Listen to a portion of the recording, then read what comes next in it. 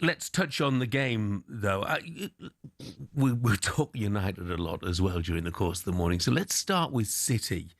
How encouraged should their fans be by the fact that there was more spark than we've seen in some games this season from the likes of Haaland and Doku and Phil Foden? Correct. It's. I don't think it's coincidence, Jeff. Do you know what I mean? But you're right. I think when Foden plays, they look a really different team.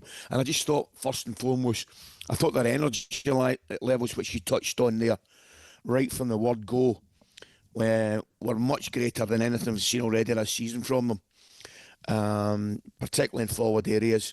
Rodri, I thought, he's not nearly back to his best yet, but I thought first half he was kind of a little bit slacker, but he'll get better with every game, get more like his old self with every game, and I think from Pep's point of view, it couldn't have gone better. I really don't. Clean sheet, really, really comfortable. Could have been more.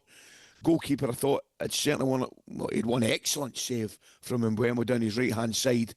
So no, all in all, really impressive performance from City. And a much needed one. Yeah. And Donnarumma, I mean, didn't have much to do. You're absolutely right. But, he came for a couple of big crosses, big punches, commanded the area in a way that, his predecessors didn't. So, look, Erling Haaland, unplayable pretty much on the day. Let me ask you a question, though, Coisty. If Haaland was the centre-forward in the Manchester United team, how many goals do you think he'd score? Oh, mate. Oh. Well, he would score, but he wouldn't score anything like as many. That's for sure. They've got problems. But it's funny, Jeff, I don't necessarily think their greatest problems are in forward areas.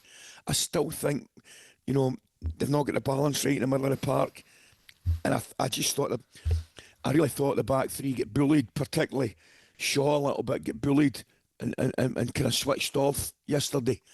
I mean, I think it was the second goal. Was it the second goal or the first goal? He dinks over the goalkeeper. I'm looking at it, and there's Doku is too strong for Mazraoui, and then Haaland is far too strong for Shaw, and it just seemed to be happening all over the pitch for United. I just think they've got. Do you know what they look like, Jeff? They just look like a bang average Premier League team. That's what they look like. And that's the way it's going to be for them, I think, for the foreseeable future. So Ruben Amorim's come out again afterwards and said, look, people want a change in the system. Well, he's not going to change. Yeah. So you would have to change the the manager.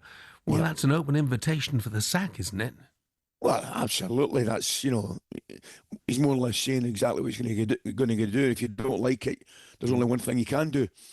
And that's all very fit and well, but if he keeps that formation, Jeff, there has to be a serious improvement in the quality that the players are producing, because it just doesn't seem to be operating for me, mate. No, completely agree. But I have to ask the question whether it's the system or the players, Well, Jeff, it's interesting, mate. I was at the Arsenal on Saturday, and we had a wee chat with Ange before the game.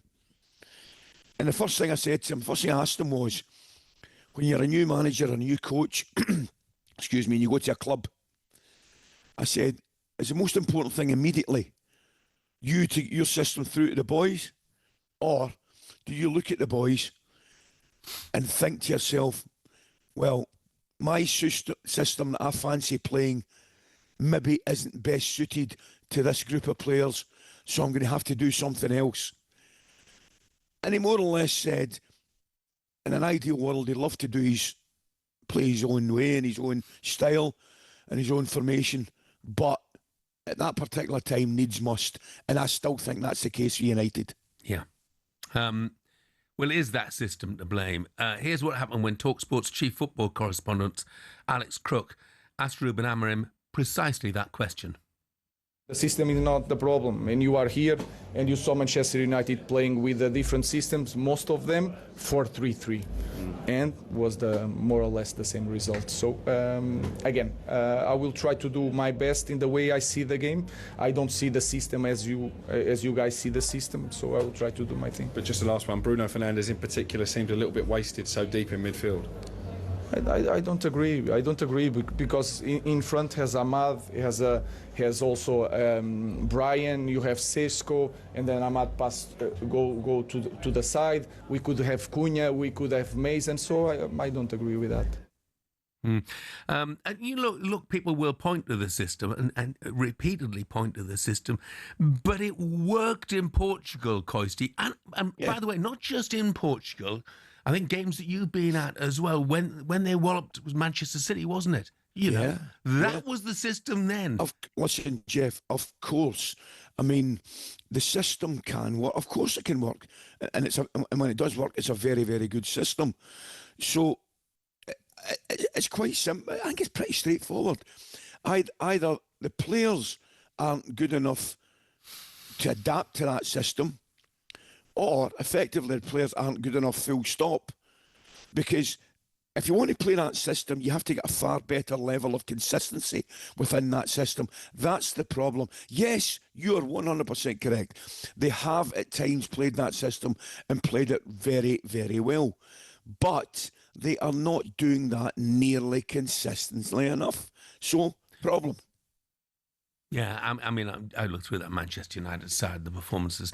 I thought that Brian Mbeumo was the only little ray of hope, to be honest. The only one who seemed to back himself and have any belief whatsoever. So are any of you still backing Ruben Amorim? Is he right to stick to his system? Is it the players are letting him down? 03717 223344 is the number. talkSPORT Breakfast, waking you up Monday to Friday morning from 6 a.m. on AM, on DAB, via the talkSPORT app and on your smart speaker. talkSPORT.